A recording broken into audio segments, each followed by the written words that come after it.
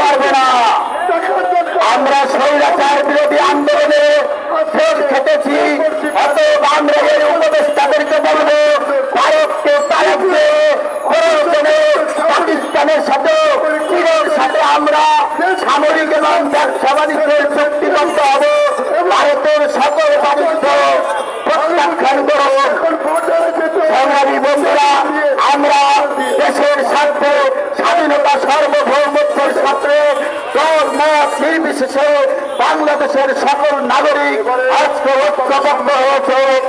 আমরা ভারতকে সতর্ক করে বলতে চাই, বাংলাদেশে 18 কোটি মুসলমান আছে।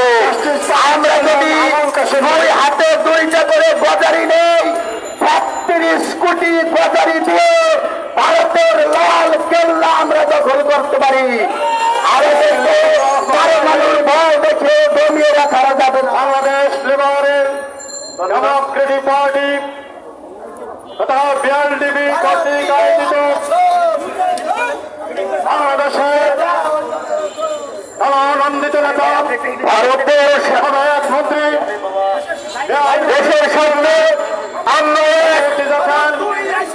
হিন্দু মুসলিম ভাই ভাই বৌদ্ধ খ্রিস্টান আমরা সবাই এক। ভাই বাঙালি আমরা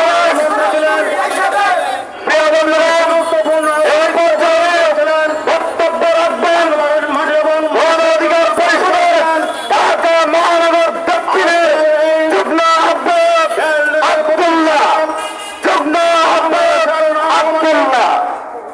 নাদিম উদ্দিন আলাদাত জাতীয় সংস্কার ব্যবসায়ী প্রতিষ্ঠিত বিএলডিপির মানব